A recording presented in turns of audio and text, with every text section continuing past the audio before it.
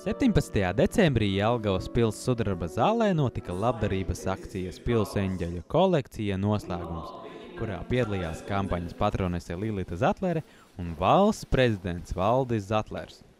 Salonā Pils putns līdz 15. decembrim Jelgavas iedzīvotāji un skolēni tika aicināti veidot īpašu eņģeļu kolekciju no pašdarinātiem eņģelīšiem, kuru Ziemassvētkos dāvinās Jelgavas slimnīcā esošajiem bērniem.